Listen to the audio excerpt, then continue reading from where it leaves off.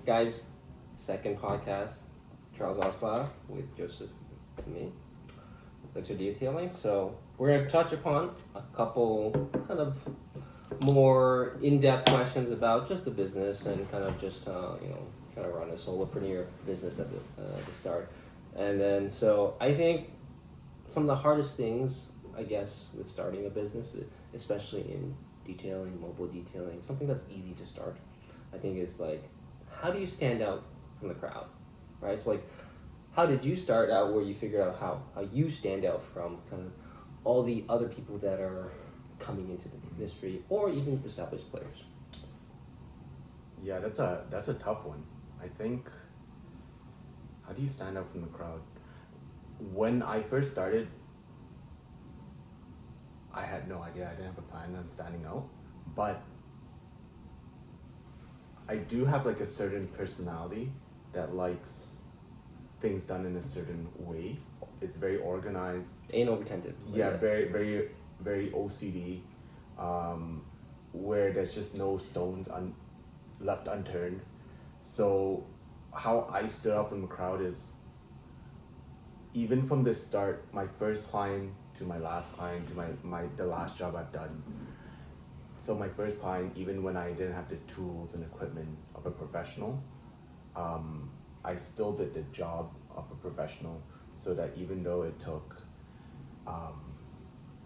7 hours, 6 hours, 7 hours, 8 hours for a single interior detail, it was perfect from the start. And people always knew me for that. So whoever was referred to me, even though I took the time 6 7 hours before, now I take hour and a half, 2 hours for a job. Then they knew me as the guy that did perfect work, and no job that I've done was imperfect. So that's how I stood out. It was just, from the beginning, it was perfect, and then we only got better, faster, better quality, faster, better products, better equipment, and we just got better, but it was still the same result. You get what I'm saying? Yeah, I think that's right. I think like a lot of details are OCD. At least the good ones have to be kind of OCD. I think that is something that is important. I think quality is definitely something that you have to adhere to, because then you're not competing on price as much. You're competing on kind of the higher end quality work, because I think when you look at the upper echelons of any business, it's not about being 90% as good as the best, it's about being 99%. I think when you are the top 1% in terms of kind of quality or performance, that's where these spoils are. That's where all the money is. I think that's an opinion. That's not an opinion. I think you look at iPhone, Samsung, they dominate the market. They pretty much. It's just perfection. Not perfection, but they're just it's the close. best. It's just close. It's the best you can get. Right? You can buy cheaper phones. Yeah. 90% of what they are all there, but nobody wants them. Right? Exactly. They'll pay a premium, a significant premium for Samsung iPhones, and they dominate the market. Why? It's because it's not about being 90% good. It's about being the 99, like the upper echelons. So I think that is definitely very, very important, and I agree that just, I guess when you're starting out, or even it doesn't matter. I think it's just like you just have to have the kind of the mentality that every job needs to be pretty much as good as it gets, and if not, you have to communicate with the customer. Yeah. So I remember when I wrote my first business plan, before I even started my first job, I wrote that I wanted the Elixir auto detailing to be about like integrity, trustworthy, basically a business people can trust, that they know the job will be done to the best of abilities, and the quality will be as high as we say it will be, or as you would like it to be. And I remember, like, and so like when I started that when I started detailing, I tried to really keep that going all throughout the years. So even now when I let's say schedule a job and it's harder than I believe it is, I still did the job to perfection, even though it took a little bit more time and I might lose some money on it. I wouldn't I wouldn't stop the job just because we're going overtime or it's taking longer than I expected and I'm not making as much money, on losing a little bit of profit from this job. I would still to this day I would get that job done to perfection. You know. Yeah, So I think yeah, you just kept it. Yeah, it I just think it's consistency. just consistency. It's, right, and you just kind of learn from those jobs, and I'm sure you've gotten people ask, "Oh, I just want a vacuum," or Yeah. "I just want this," and I basically try to almost never accept any of those kind of jobs. They're usually not worth it. They're usually money losers in Yeah. terms of time, and you just unless you know the person, like unless I kind of know the person, like Yeah. kind of like a more of acquaintance friend, like not a random customer. I don't take those because I think you just never get the wow factor from the service, and you this is the type of service that you want customers to have like a wow factor, be like, oh, I actually really like that. I really enjoyed that experience because Yeah. our service is you want to create an experience actually. Yeah. That's part of like It's what they're funny paying for. how you say it. It's like, not even though they're friends, so I never give a discount. My jobs are always the same. I don't do basic vacuums, wipe downs, stuff like that. It's always perfect. I don't give discounts, but for my friends, I would. But the job will still be perfect. I'll take the same amount of time, but it'll be perfect. So I still don't provide basic wipe downs and vacuums because I know how it feels when let's say I book with a friend and I just want like something like this, but at the end of the day, it's a friend. I wanted perfection, but it wasn't perfect. So I'd rather have something perfect than not. Um, so like I would actually for a friend because they've been there my whole life, they've been there for me. I would just give them a discount, but for the same quality of service. That's good. Sometimes even more. Like sometimes I'll be like, hey, drop it off to my place and pick it up at this time, and I'll spend, I'll do beyond like to make it better than what I would give any other regular customer. Yeah, I think that's a good point, at least for people that you care about and they're good with you, and hopefully they leave you a good review as well, right? Yeah. Yeah, and without these guys, I would have never even been able to begin, because those are the guys that hired me in my first year, gave me reviews for my first year, referred me to people. I remember I wanted to give them a discount, and I'll tell them I'll give them like 30, 40, 50% discount for them to get their car detailed and provide a review. And then when it comes time for payment, they'll pay me in full plus tips. Those are the type of people I was dealing with at that time. So now when I'm more stable and there's a really good cash flow and it's going, I want to provide that service at a better rate for these guys. You said when you're stable. I think that's a good segue into our next question. Is like, at what point of kind of your still relatively short, detailing journey, do you feel like you've hit that milestone that you would consider yourself kind of, you kind of got this. You're comfortable. Where you're not at the point where you feel like you're struggling to do the job or find other jobs. Like at what point did you feel that in your kind of journey? In my business? Yeah. So I think there's two aspects to this business. There's the skill, so like the skill at detailing, and then the running a business, like in general, like the marketing, the customer service, etc. So I think it was not my first year. My first year I didn't have a full professional setup for my van. The second year I had a van, but it wasn't that great. My third year was when I really stripped everything out. I rebuilt everything, and it felt much better, but at the same time, I didn't have a process down completely. I think it was only in my 4th year, and take in mind, in Canada, we only work about 6 to 7 months a year. So this is not 4 years straight. This is like 6, 7 months, take a break, 6, 7 months, take a break. So it's only my 4th year that I felt like every job, if I said it was 2 hours, 3 hours, it took that. Maybe plus minus 15 minutes, 20 minutes. But if I was like, okay, that full detail, 2.5 hours, we're there in and out, 2.5 hours, it was done. And there was no job where I was like, okay, I have no idea how we're gonna get this done. At the end of the day, it got done, like without fail. So I think my 4th year, we had the tools. So the tools is very important, because if you are using a small little Bissell extractor, there's probably some jobs you can do, but there's also some jobs you go to and you're like, how am I gonna do this? But if you have professional grade equipment, that equipment is able to tackle anything and more that you can see in a car. So the equipment that I had was very professional.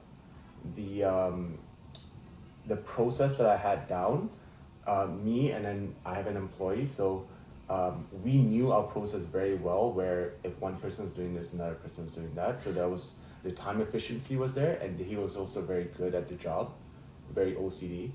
And then we understood how to work with each other. We had the tools to accomplish each job, and I knew how to schedule each job and how long it would take, just based on what people would tell me over the phone. I think those are the 3 aspects for the skill, for the detailing job in general. And then in terms of, let's say, business, like attaining clients, I think it was at a point when I had a large enough customer base coming back each year, plus enough presence on Google, social media like Instagram, Facebook, and then I also had a dealership that I attained and have been doing for a number of years now. And just that consistency, that you know that this dealership is going to give me X amount of cars. You know that I have X amount of people in my email list, my SMS list, that I can send messages, or you know how many, you kind of know exactly how many people are going to be coming back next year, just based on, previous years. Each year they come back. You know how many clientele you have this year. You can kind of calculate how many clients you need each year in order to hit your goals. So if, let's say, you have 200 returning clients, that like alone is like takes up a chunk. Like how many cars do you think you can do each year? Well, if you're talking about 7-ish, maybe 8 months, right? Yeah. Reasonably, like you want to, if you're busy, Yeah. you want to be doing 2 cars a day, or like if you're a solo guy, at least 2 solo cars. guy too. If you're busy, yeah. 2 cars a day, almost 7 days a week, because you don't even work 7 8 months, right? Like you pretty much don't have breaks. Right, that's the only possible way for you to even hit 6 figures. So right? what is that? So 7 days a week. Yeah. 2 cars a day is 14.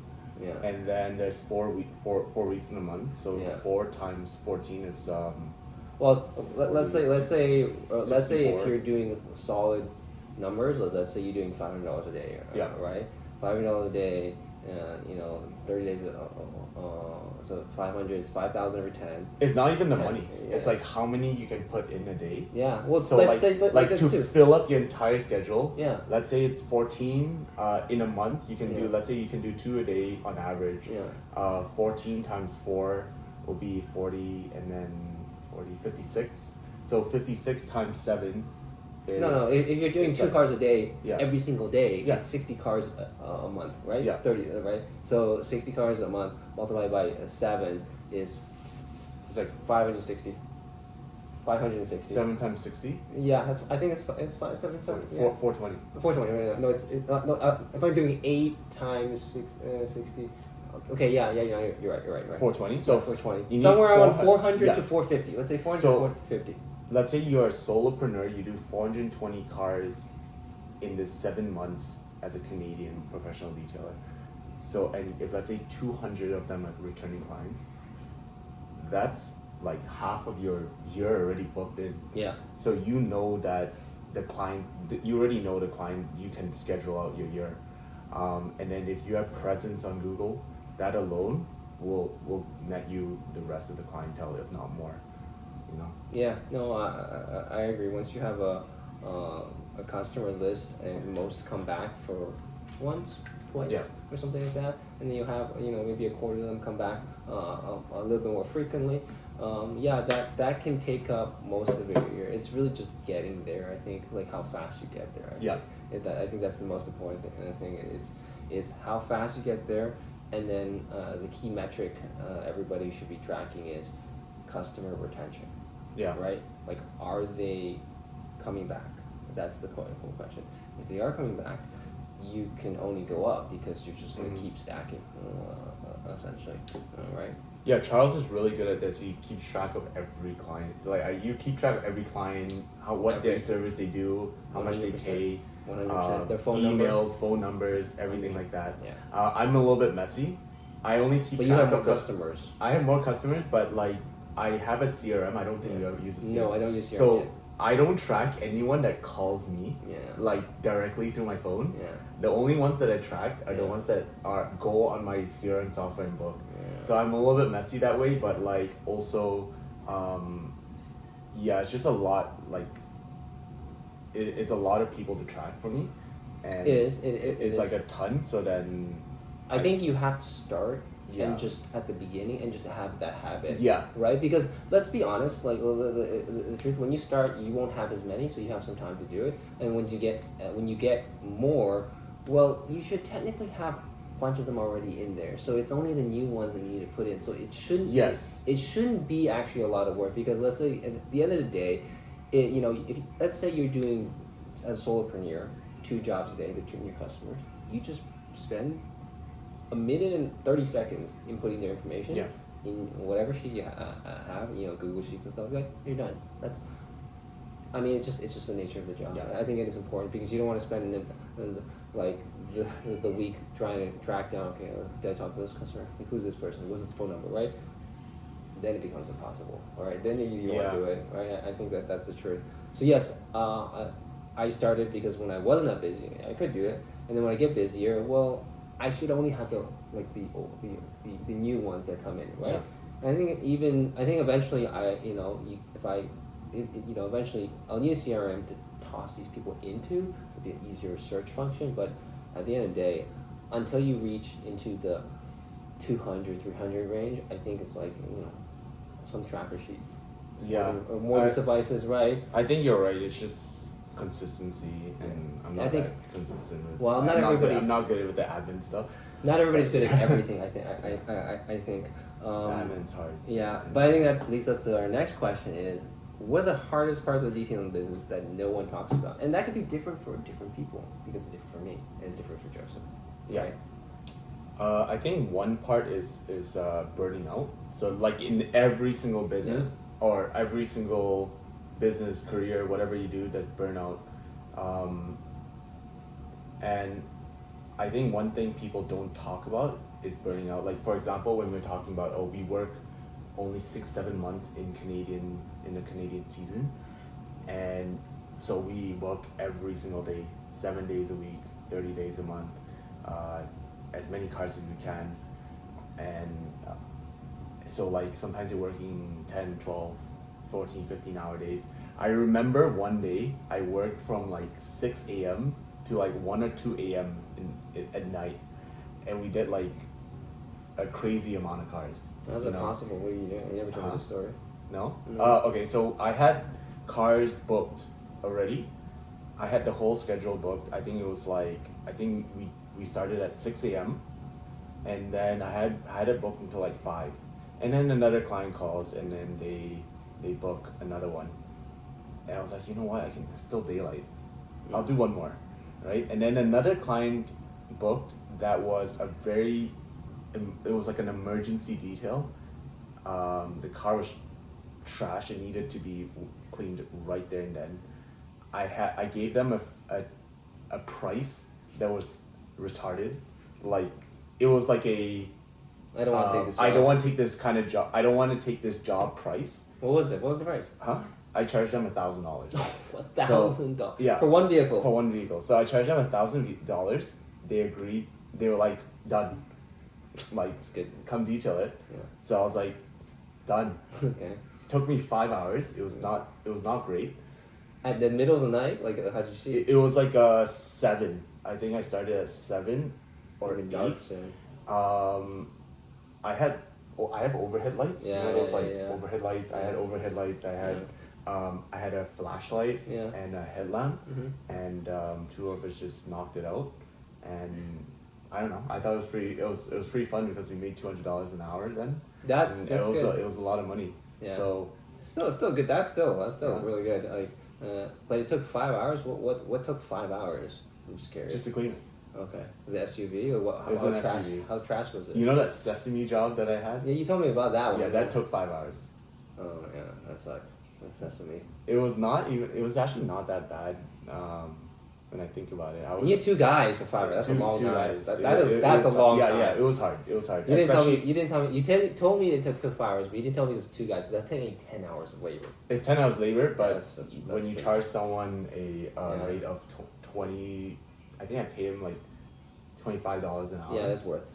It's kind of worth it. He Yeah. still made $900, you know, for all cash. It's not worth for him, but it's worth yeah, just completely business cash. owner. Yeah. Actually, I gave him a $500 bonus. That's good. That's good. I'm not like greedy or anything. Yeah, So I just Joseph's yeah, a good guy. So I gave him a $500 bonus for that, for just like dogging it out with me for like 16, 17 hours. I think we worked 6, 8 a.m. to 1 a.m. Right. So if we talk about burnout, I think we have it good, kind of good in Canada. The reason why is because we work really hard for 6, 7 months, but then it forces us to take a break for like 4 or 5 months. It forces us to, and then maybe we do some admin, some back-end business work like updating websites, social media, stuff like that, and getting prepared for the next year. So at the end of the season, when it comes November, I am like burnt out. Like I just sit on my couch, do nothing for a month. Otherwise, like people in the States or people in countries where they are working all year round, Florida, they might be kind Texas, of like dragging Cali. their feet for years, right? They might Maybe, be it's dragging possible. their feet for years and years, and they can't stop because they need to make money. Well, they don't work 7 days a week if they're working a year. They're usually, maybe they take a day off. I would assume. But there's also guys when a job comes in, they can. Yeah, they take. They can't say no. Yeah, I do agree, but I guess again, a lot of this is also I think I think people don't talk about is a lot of mobile details are really just solopreneurs, maybe 2 guys or something like that, and I think you don't see a lot of big businesses that have multiple vans or any of this, even in maybe in Cali, Florida, where you can do it full time, right? So it's a lot of solopreneurs. So I think that is what doesn't get talked a lot about because there isn't any business that's kind of like basically monopolized or really turned it into a super kind of conglomerate or something like other businesses that have become, right? I've heard of kind of private equity recently buying a lot of vet clinics actually, like they've been buying it, especially in Canada. And they've been raising prices because they've been buying a lot of these kind of like one-off vet clinics just to monopolize the market, right? When it used to be a lot of them are just kind of just owner-operated businesses, right? They're not conglomerates or something like that. And I am curious about if it's I think it's possible, but how likely is for someone to actually take business like this, which is really, for the end of time, really a solopreneur type of kind of small business, and to be able to monopolize it, like maybe the fast kind of like in and out washes that you see here and there, right? I think yeah, but I think for businesses like this, if it's very difficult. The reason why is because you know how hard, like, I don't think people understand, but you know how hard it is to find a guy that does the same exact quality as you. Yeah. So let's say you had a shop in Mississauga and now you shop in Toronto, shop in Etobicoke, shop in Scarborough. How likely is those 4 shops gonna have the same exact quality? It's very unlikely. I think that goes for any type of business, even No, restaurants. but I don't think for vets. If you're going to a vet, you're like, you'll pretty much like, you're sure that your dog's gonna be alright. Or let's say I'm trying to get orthopedics for my shoes, right? There's a company called Bioped.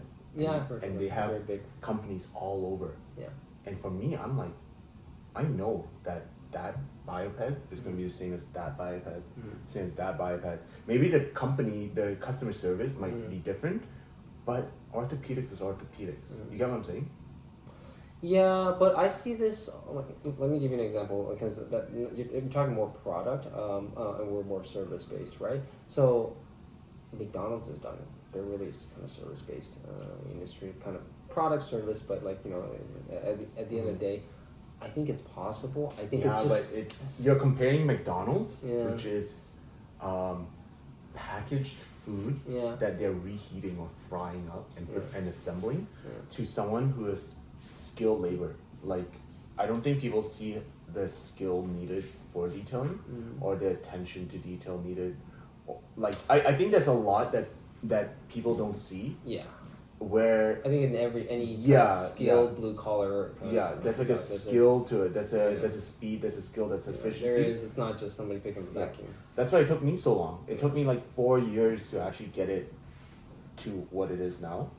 I think that took a little bit longer than what I expected. But at the same time, it takes a certain amount of time, and also I had a dedication of it was my own business. Yeah. Now you hire a guy that's like a 19-year-old kid, or even like some 25-year-old adult, and they don't have the same ambition as you for that. They come in as like a part-time job or a stepping stone most of the time, unless if you're paying them career money. I think an example would be kind of automotive kind of mechanic shops in terms of kind of service and a little bit more comparable. I think the issue with this also is that the scale at which you can hire an employee and how much they can earn is quite limited in this industry unless you're into the more high-end stuff. Yeah.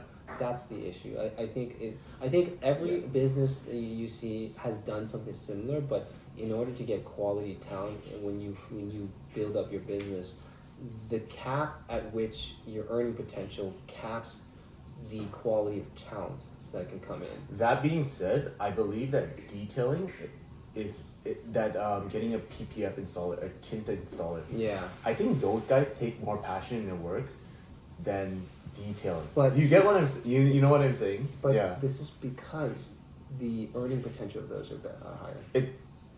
It's higher, but I think also people see it as more of a fine skill.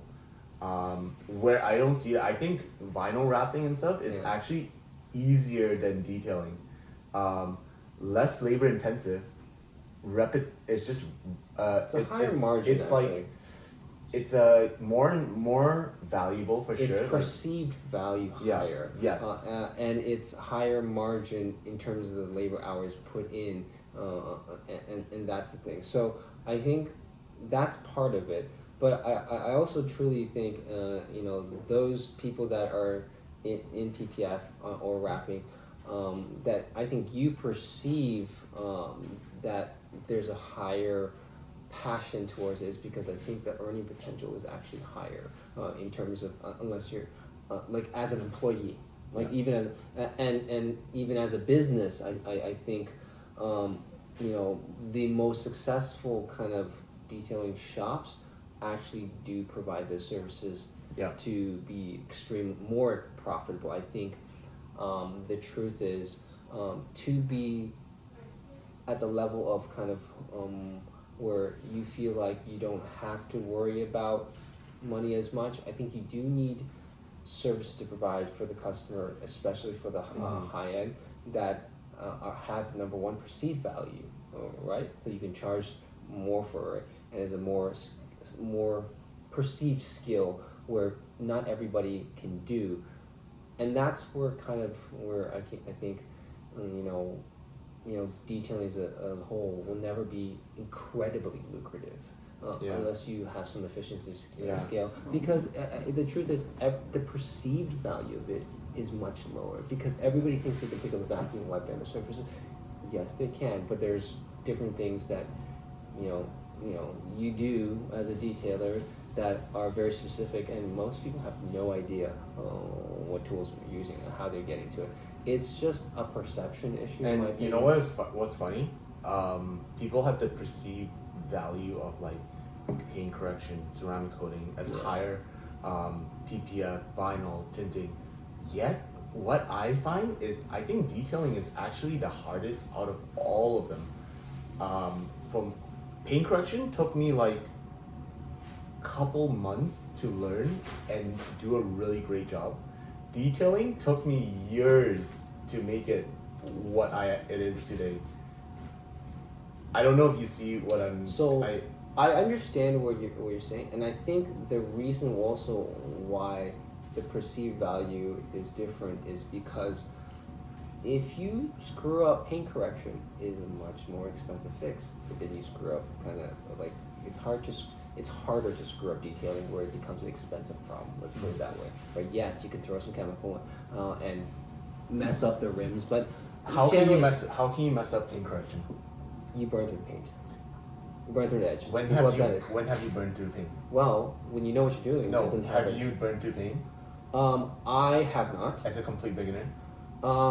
As a beginner, I think I have. No, have you ever burned through paint ever? Yeah, I know what it looks like. Yeah, I have. Have you though? Yes, I personally have. I know what it looks like. And it was on edge with a shitty rotary when I first started. It was years ago. This is not recent. But I think also it's because number one, the consequences of messing up in paint correction is much more expensive than messing up in detailing. This is what I believe, and this is where I believe the perceived value comes from. Because you burn through paint, that's a repaint. There's nothing you can do about that. That is much more expensive. That's much more problematic for the customer. I don't know about that, because I had an employee, Yeah. and he damaged perforated seating in a Porsche Cayenne. So, the customer that I had didn't care. Yet it was visibly damaged. Like you could see it. I even told him, I said, "Hey, I'm really sorry. We damaged the seat. We're willing to pay it. We have insurance. We can pay it." He's like, "Honestly, I don't care." But he's like, "I don't see it." How much do you think a Porsche seat costs? Well, I would assume if you burned through paint of a Porsche paint and you had it fixed, it would be probably more expensive than the seat. If you had to. I think it'd be more expensive to repaint a panel on Porsche at a Porsche dealer, because Porsche paint, like depending on the paints, it could be very specific, right? I think the seat itself is like 10 G's. But here's the thing: you may not need to replace the whole seat. Maybe I don't know. All I'm saying is, I think that is a specific issue that is not. It's like, I think it's easy not to destroy like your seats. I think it's easier this is my personal opinion, and I think it is also the perception of most people that it's easier not to screw up detailing. Like if you're not doing super aggressive, you can damage stuff. 100%. Different chemicals, like I use acid incorrectly, leave chemicals on. Like 100%, it happens. And like it's possible. But I think that is a little easier to fix, at least perception-wise, than if you take a machine or a rotary DA and you burn through paint. It's like you have to get it repainted. I think we have different thoughts, because I find it extremely hard to burn through paint. You must be like zero knowledge. You picked up something, you never watched a video, and you did it. It's like I went to detail a car and I never even detailed one car and never watched a video. You will never finish. you will never finish. If you never watched a video on how to detail a car, and you never got advice on equipment, process, stuff like that, and you're like, okay, without any knowledge, I'm going to go to Canadian Tire, I'm going to pick up some stuff, what I think I need, go and detail that car, you'll be there for 3 days on the weekend. Friday, Saturday, Sunday. It's the same thing. I got a Bowers rotary, Bowers whatever from Canadian Tire. I picked up some. I don't believe you have Bauer in or some. That's a U.S. thing, but some chemical guys. DA polisher, and I picked up some ultra strength gel compound, and I went to ham on my hood. Yeah, maybe I'll burn it, but if you watch one simple video, and they're like, okay, don't ride an edge, don't keep your polisher on one spot for too long. How are you gonna burn paint? So I don't think. For 99% of the jobs, maybe you get one job where the paint is like super thin, has been repolished multiple times by some guy. Sure, but 99% of the time, you get what I'm saying? I understand what you're saying. I think it's the perception, because I think most people do not own a dual action polisher or anything like that, but most people do have a vacuum and like some APC or cleaners and stuff. So it's like, again, I think it's a perception thing. I think it's I think it's perceived more difficult and perceived easier to screw up if you don't know, right? Yeah. Like you like that I don't think it's what is the actuality or reality of it. I think it's actually to perceive, like, if I screw this up, it's being expensive fit. But if I wipe something down with some chemical, I'm not really sure, it's probably gonna be okay. Yeah, it's the perception of things. This is that's my point. But it's the perception of things. However, it's from a business perspective, from my reality, I find detailing more difficult. That's what I see. But yeah, the perception from the customer's point, the PPF, the vinyl wrapping is higher value, higher skill from the customer's point of view. That is higher skill, higher value, more difficult. When in reality, I don't think so. Yeah, but I think that's it doesn't matter what you think as an owner. It matters what the customer was willing to pay. And I think the key factor about the perception issue is, like, anybody can do 50 to 75% of what a professional detailer can do with basic stuff. Yeah. I think, but they're not going to get to that level without professional equipment or in the time that is reasonable, the level of results that you could do when you have a lot of experience. Yeah. Right? And that's where people think it's less valuable, because they can physically do part of what they think the service is. Most people do not own a DA, so they physically can't even do 50% of what you're gonna offer. And the wrapping, you have to buy them, or you go source the wrap. You can't buy that anywhere. You have to source the PPF. Yeah. This is where it's like the barrier to entry to those businesses. Yeah, you know what? I do agree with you. Much higher for the perception.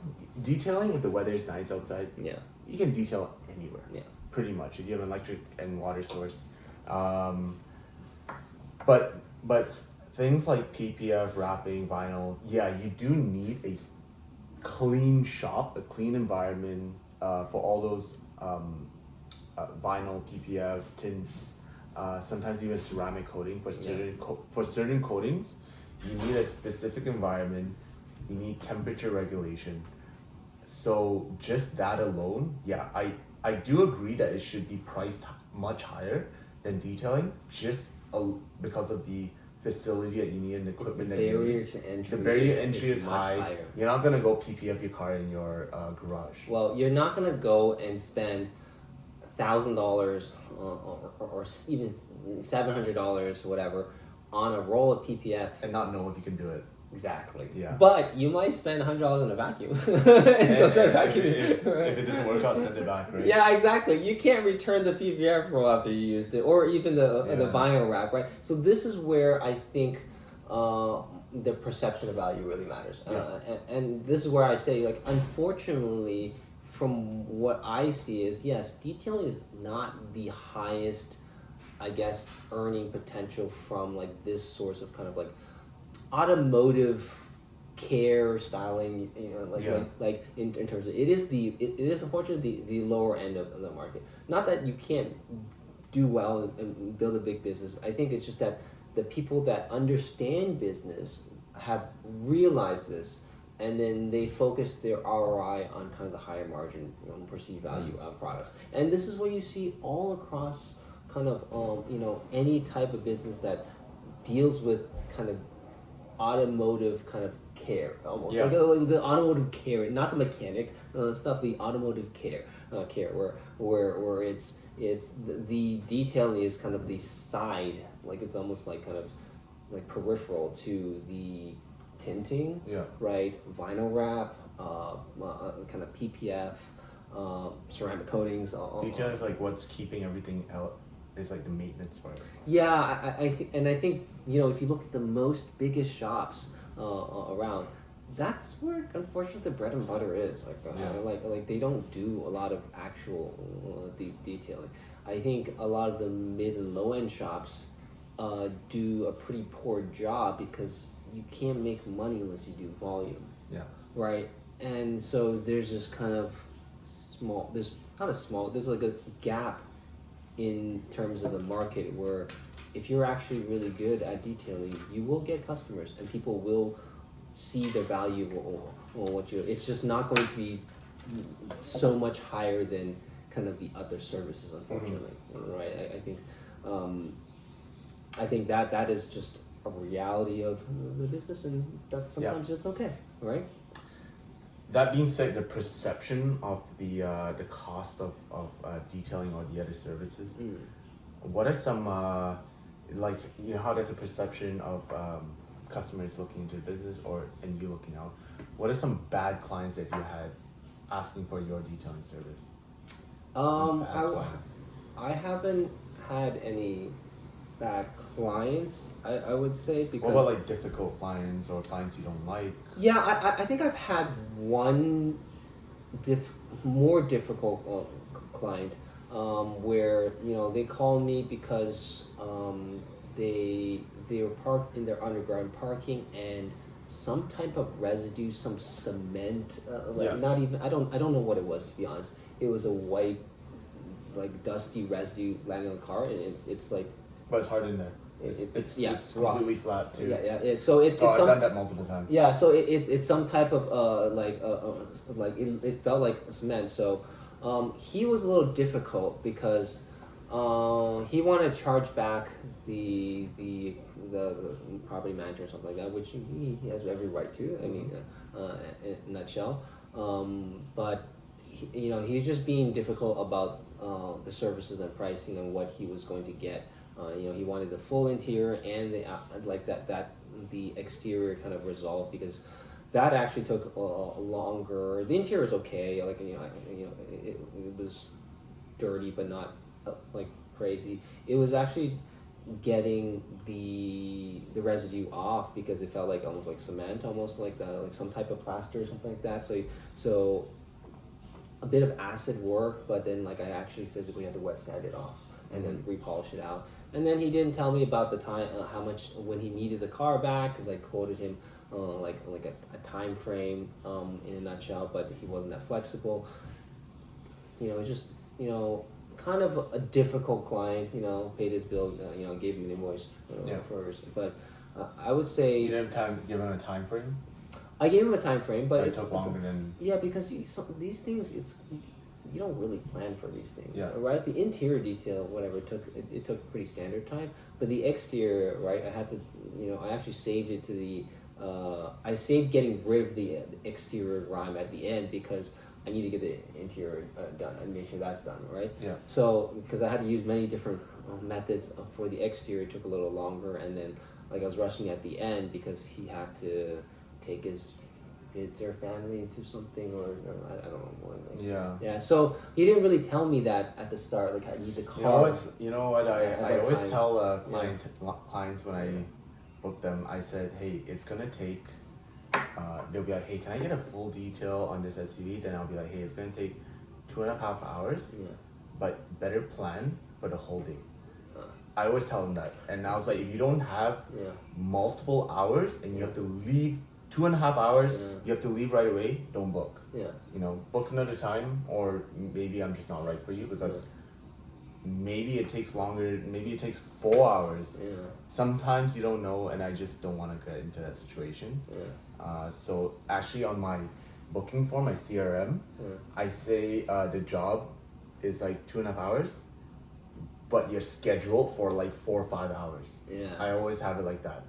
And then it, like, you better have that time slot, or it's not confirmed. I think that's I good. made them like sign like there's a contract on there too. I think that's good. I think that customer's a little bit more difficult because like he didn't really mention when he needed the car.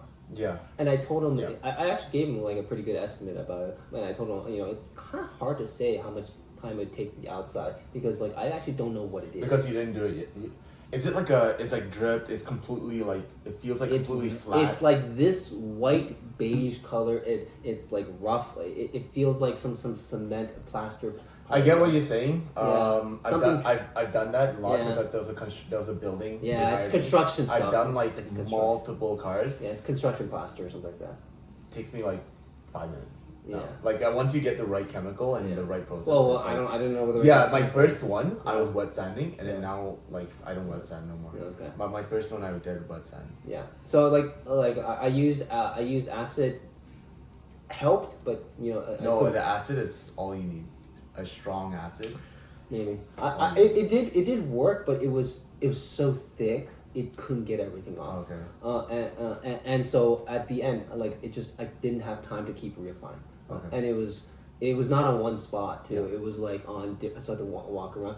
It was just it literally was faster wet sanding. Yes, I had to repolish it, but it is what it is. It was very thick layer. So the acid helped get rid of the excess, but it was just so thick. I almost felt like maybe I should have taken a paper towel and then put acid on and just stuck it there so it would actually like do the work. And I was in shape, so it's actually not an issue.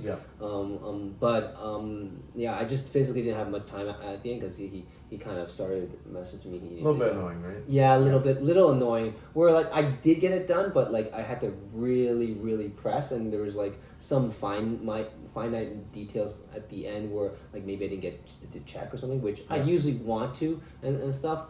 But the job I'd done, I was pretty happy with it, and I did get all the residue off at the end. And I was able to polish out everything, and it actually looked better because this car is daily driver beater. Like crap everywhere, right? So actually the spots look better than before because that one spot is shinier. I literally multiple spots are shiny. I literally took layers off level that thing now. It looks good.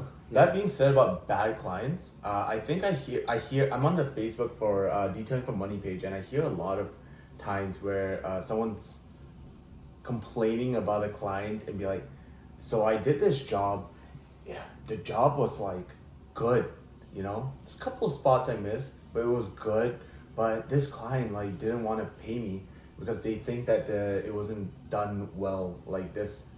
They'll be like, oh, there's some spots that's missed. Usually I'm like, if there's spots missed, it wasn't done well. That's what I feel. And then I was like, this client has all the right to be mad about that.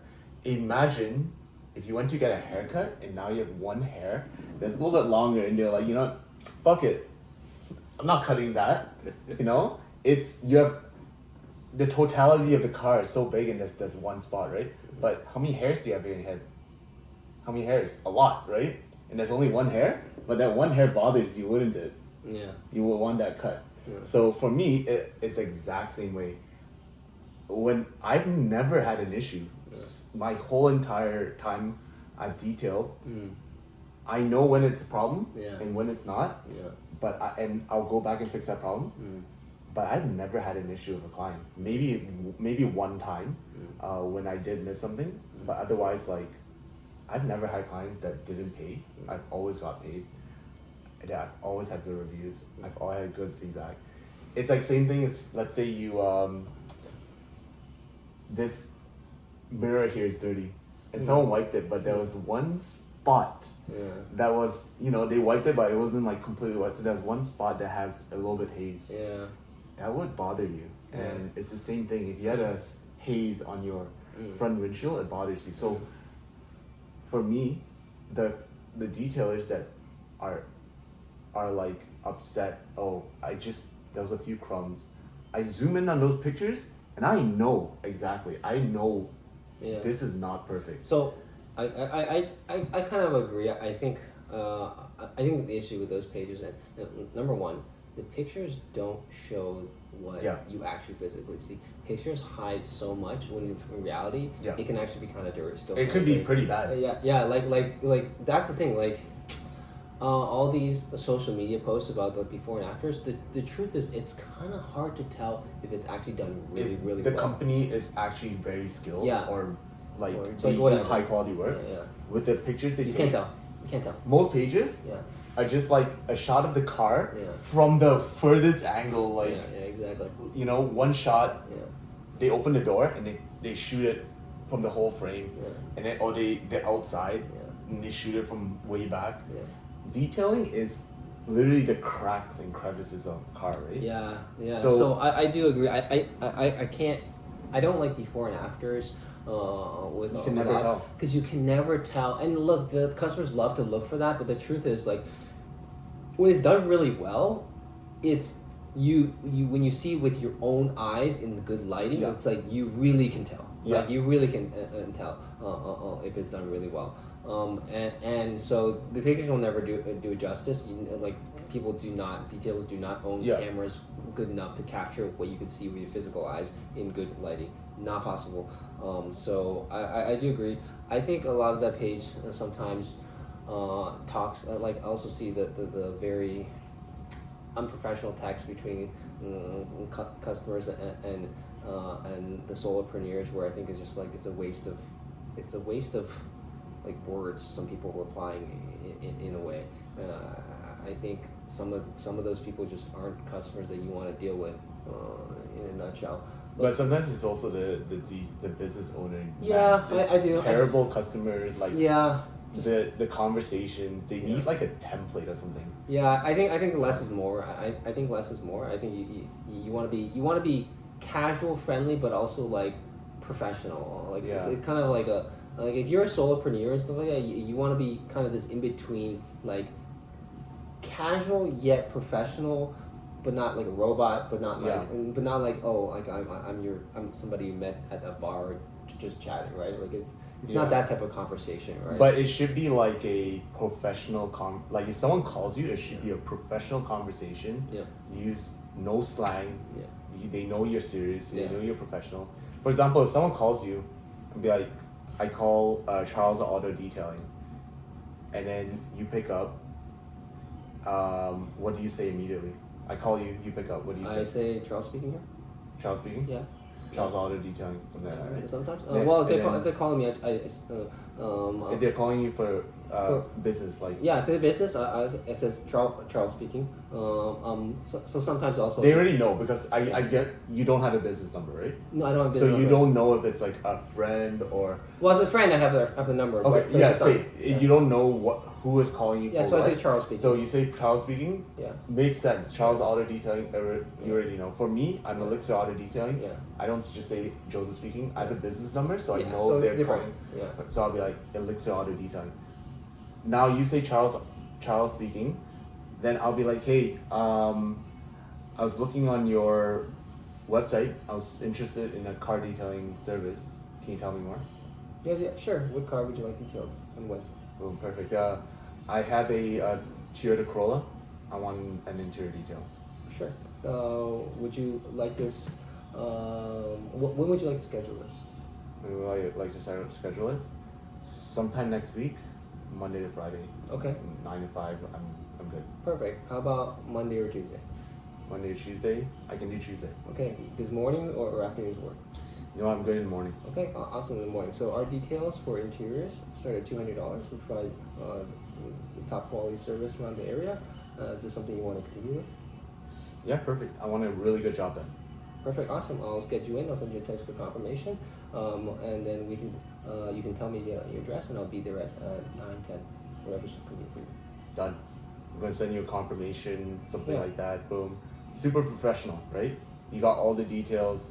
It's done, scheduled. Some people not professional, like they just don't know how to.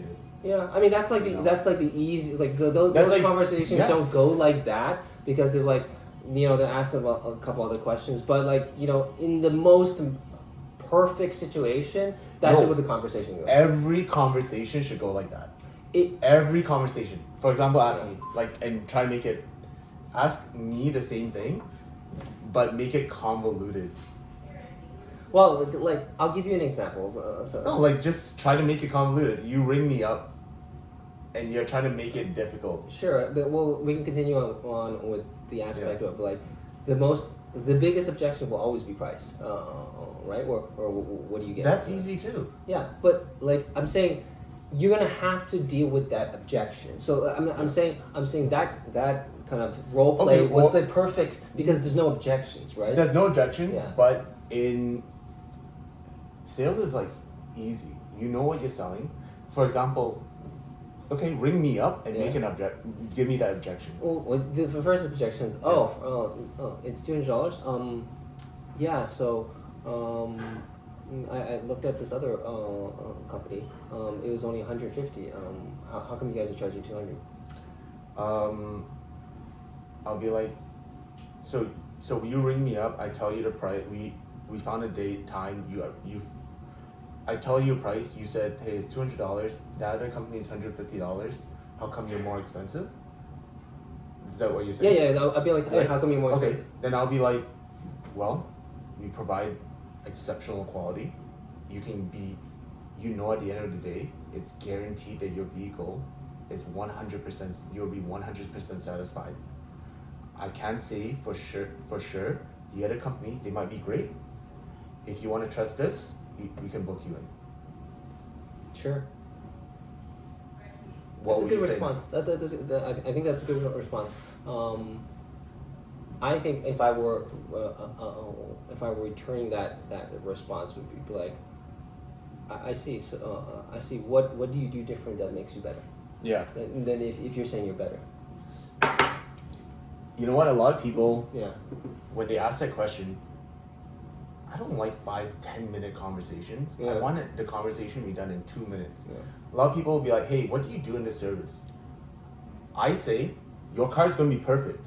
Literally, it will be perfect at the end of the day. Yeah. I'm not going to be like, oh, we wipe everything down, we spotless glass, your leather will be cleaned and conditioned, we hot water extract, steam clean. I don't know what I'm going to be doing. I go to the car and it's going to be perfect. So I just tell them, I'm like, hey, at the end of the day, we're going to do what it takes to make it perfect. And that's all I can guarantee. But at the end of the detail, when you see it, you'll be 100% satisfied. That's what I say. When do you want to book? That's good. 2 minute conversation. That's good. I'm like, I can tell you over the phone, I'm going to hot water extract it, I'm going to steam it, I'm going to do this and that. I didn't guarantee that it's going to be perfect. Maybe when I get there, it needs something else. Am I not going to do it? Am I just going to list a to-do list and be like, hey, but this needs to be done, but I'm not going to do it. I'm going to leave it. So now it's not perfect. So I tell them it's going to be perfect. I'm going to do everything I can take. Everything that I have to do will be done to make it perfect.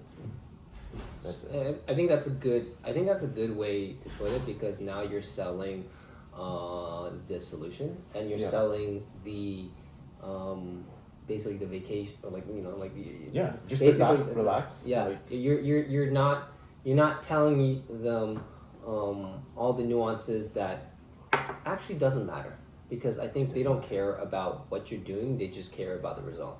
And I think going it that way, I think it's actually a really good method to cut this conversation short and brief and have them make a decision right there. Like you can just make a decision right there, because they just understand you're selling that solution, and then you just live up to that solution. You and live then up that's to it. the expectation. Yeah, expectation, and then you're But you're if- done.